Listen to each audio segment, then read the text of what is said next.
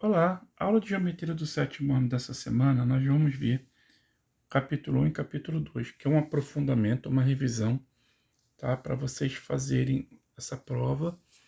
E, na verdade, é uma revisão do primeiro semestre. Nós depois vamos fazer a revisão do aprofundamento do capítulo 3 e 4 e 5, ok? Nas próximas aulas, tá bom? Então, vamos lá. Capítulo 1, sistema de eixo cartesiano. Reta numerada. O que é uma reta numerada? Reta numerada é reta que fixamos um ponto que a gente denomina origem, que ele é representado pela letra O. O maiúsculo ou zero. Muitas vezes o aluno entende como zero, entendeu? Então a gente vai colocar aqui, ó, O. O que você tiver para a direita é positivo. O que você tiver para a esquerda é negativo. Sempre, tá?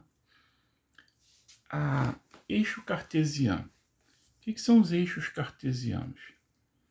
Eixos cartesianos são formados por duas retas numeradas, perpendiculares, ou seja, elas se cortam verticalmente e horizontalmente. Elas se cortam, são formadas por duas retas numeradas e perpendiculares que se interceptam na origem. Elas se cortam na vertical com a horizontal na origem, ok? Como tem a figura aqui que a gente colocou. O eixo horizontal a gente vai chamar de eixo das abscissas, que é o X. E o eixo vertical a gente vai chamar que é o eixo da ordenada, que é o Y. Ok? O que a gente simbolizou na reta numerada horizontal como sendo zero, né, origem, positivo 1, positivo 2 e assim por diante, negativo 1, negativo 2, tá? Seria aqui o eixo X. Eu vou fazer a mesma coisa para o eixo Y, que é o vertical. A origem vai estar aqui, só que o positivo vai estar para cima e o negativo vai estar para baixo. Ó, aqui é o eixo Y. Ok? Então, é a mesma coisa, é como se eu pegasse essa reta aqui e levantasse. Eu vou ter essas duas retas que eu vou colocar uma aqui e outra aqui, exatamente origem em cima de origem. Entendeu? Então, é o que forma o eixo cartesiano. Quando a gente tem um valor de x e um valor de y, ok? Ou seja, você sai daqui ao mesmo tempo que você anda para frente e você sobe, ou você anda para frente e você desce, ou você anda para trás e você sobe, ou você anda para trás e você desce, você tem um deslocamento tanto no eixo horizontal quanto no eixo vertical. Então a sua posição é aqui, que a gente chama de P. Se você andasse para frente e para baixo, você estaria em algum ponto por aqui. Andasse para trás e para baixo, estaria num ponto aqui. Se andasse para trás e para cima, estaria num ponto aqui. Ok? Vou dar um exemplo prático. Você está andando na rua. Entra no seu prédio. Aí você entra no elevador. Você sobe de andar. Então, a escala 1, ó, aqui, ó, fazer assim. Ó, você entrou aqui. Origem, 1, 2.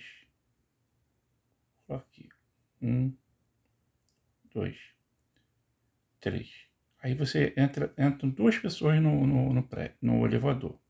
Com você. Você entra aqui no seu prédio, entra no elevador.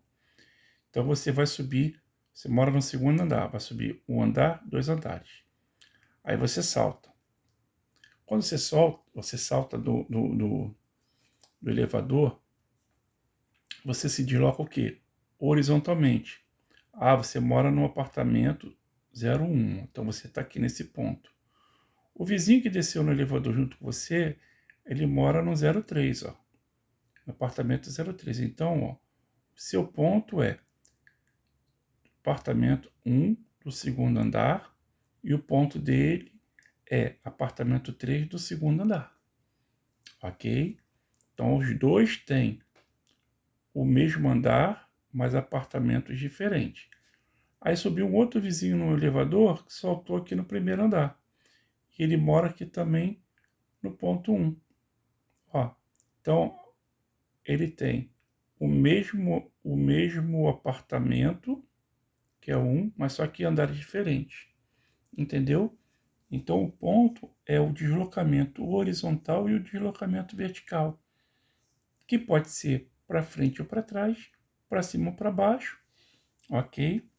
E nós vamos chamar todo deslocamento que você fizer para frente e para cima de primeiro quadrante, para trás e para cima segundo quadrante, para baixo e para trás terceiro, para baixo e para frente quarto.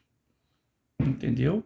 Então, um exemplo muito característico é esse do elevador, que eu acho que você consegue pensar com uma clareza maior, tá? E sempre, sempre, sempre, sempre, não tem questionamento. É sempre a abscissa e depois a ordenada, ou seja, sempre x e depois y. Então, se você vê um ponto qualquer, sempre o primeiro elemento que você tem que ver é o horizontal, o segundo é o vertical. Ah, mas professor, não, é sempre assim, entendeu? Então vamos lá. Capítulo 2. Fundamentos da geometria. O que seria o fundamento da geometria? A gente vai ver o que é ponto, reta, plano, certo? Ponto. Ponto é um ponto. Uma cabeça de alfinete é um ponto. Uma régua, uma reta, uma régua, né? Se você pegar, só que a reta é infinita. Claro, a gente não tem essa capacidade de visualizar esse infinito, né? A gente imagina o infinito, mas a gente não tem essa, assim, o quanto a gente pensar naquele elemento grande, assim, né, como uma reta, uma régua, você não consegue dimensionar esse infinito. Vai chegar uma hora que você vai cortar ali e você vai, entendeu? Então, a gente lê a reta como sendo infinito. Então, a gente pode, o máximo que a gente conseguir pensar ainda é pequeno, porque o infinito não tem fim, nem para frente, nem para o lado positivo, nem para o lado negativo, nem para o lado nem para o outro. O que é plano? Plano é folha de caderno, é folha de papel, certo? É uma área que você tem, certo? A gente chama de plano. Uma mesa é um plano, o assento de uma cadeira é um plano, o encosto de uma cadeira é um plano, a folha de caderno é um plano, entendeu? A gente vai classificar os pontos, retas e planos com ponto, letra maiúscula, reta, letra minúscula e plano com letras gregas minúsculas. Que normalmente a gente vai usar alfa, beta e gama, entendeu? Normalmente a gente vai usar essas letras, certo? O que são pontos colineares e pontos não colineares? Pontos colineares, o nome já te diz, colinear, mesma linha. Então, ó, os pontos A, B e C são colineares, eles estão na mesma reta, ou seja, eles estão, certo? Estão numa linha reta, ou seja, estão alinhados. Ó, A, B e C não são colineares. Se eu estiver olhando os três, eles não são pontos colineares. Eu posso falar que o ponto A e C são pontos colineares, mas o ponto A, B, C, se eu fizer uma referência aos três, eles não são colineares porque B não é colinear. B não está na mesma linha, certo? Posições relativas de duas retas. Então, nós temos as retas paralelas, que não possuem pontos comuns, ou seja, elas não se encontram, elas não se cruzam em ponto nenhum. Os livros dizem que elas se encontram no infinito, né? Mas elas não se encontram. E as retas concorrentes. Retas concorrentes são retas que se encontram, se cruzam, né? Se cortam e possuem um único ponto de comum, de corte, tá? Uma reta ela não corta outra reta em 2 pontos, tá? Se ele cortar 2 pontos é porque são 2 retas diferentes. Mas uma reta só corta outra reta em um único ponto, certo? Nós temos a reta perpendicular, que é um caso particular das retas concorrentes. Então, na verdade, a gente só tem retas concorrentes e paralelas. Tá? A classificação são retas concorrentes e retas paralelas. Mas a gente estuda muito retas paralelas e perpendiculares. Então, pô, professor, você está maluco. Você fala que não tem retas perpendiculares e a gente estuda retas perpendiculares. Não. Retas perpendiculares são um caso particular de retas concorrentes. Tipos de reta. Tipos de reta. Paralela e perpendicular. Caso particular de reta perpendicular. Concorrente. Desculpa, gente. Tipos de reta. Paralelas e concorrentes. Um caso particular de retas concorrentes. Retas perpendiculares. Entendeu? Por quê? Retas perpendiculares são 2 retas que se cortam, formando 4 ângulos de 90 graus. E você vai ver essa simbologia aqui, ó. Um Lzinho com um quadradinho e uma bolinha no meio. Então, se você olhar essa simbologia, você já sabe que essas retas têm 90 graus. Ok? Ó, essas retas têm 90 graus. Aqui, ó. Aqui, aqui e aqui. Ok? Semirreta. Semirreta é um pedaço de reta que, lembra lá atrás que eu falei que você, o máximo que você imagina aquela régua grande, né, infinita, que você não consegue dimensionar o final de um lado nem o final do outro, né? Aquela coisa grande que você, o máximo que você pensa ainda é pequeno, porque você não consegue limitar o infinito. Já na semirreta, não. Na semirreta você tem uma origem, ou seja, você tem um ponto de saída.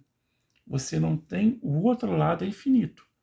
O outro lado você não vai conseguir ter essa capacidade de ver esse final. É sempre para cá? Não. Eu posso ter uma semirreta para cima, eu posso ter uma semirreta para trás, eu posso ter uma semirreta para baixo, tá? Semirreta é sempre o quê? Um pedaço de reta que tem uma origem. Ela começa aqui, para cá ela não tem fim. Ela começa aqui, para cá ela não tem fim, certo? Segmento de reta. O que é o segmento de reta? Segmento de reta é um pedaço da reta. Eu vou lá, eu tenho começo e eu tenho final. Eu pego um pedaço. É como se você pegasse um barbante e cortasse em dois lugares e pegasse aquele pedaço de barbante que você cortou. É o segmento de reta, é um pedaço da reta. Certo? Segmentos congruentes. Segmentos congruentes são que possuem medidas iguais. Não quer dizer que os dois segmentos têm que estar na mesma direção. Esse aqui está na direção horizontal e esse aqui está na direção vertical. E eu posso falar que eles são segmentos congruentes. Ou seja, são elementos que têm a mesma o quê? Medida. Se eu pegar a régua e medir aqui, vai dar 2 centímetros. Se eu pegar a régua e medir aqui, também vai dar 2 centímetros. Então, são segmentos congruentes. Eu posso ter 2 segmentos horizontais, certo? Que não são congruentes. Ó, A, B, C e D. Na horizontal, que não são congruentes. E posso ter 2 elementos na vertical e na horizontal que sejam congruentes. Para isso, basta que a medida seja igual. Entendeu? Ó, medida diferente, não são congruentes. Ó. Não são congruentes. Ponto médio de um segmento. Ponto médio de segmento é o ponto que divide o segmento ao meio. Então, eu tenho um segmento aqui AB. Vou pegar o meio desse segmento, chamar M aqui. Ou seja, AM é igual a MB. Eu dividi esse segmento ao meio, e o que eu tenho na parte primeira é igual ao que eu tenho na parte segunda, ou seja, os dois segmentos têm a mesma medida, Tá bom?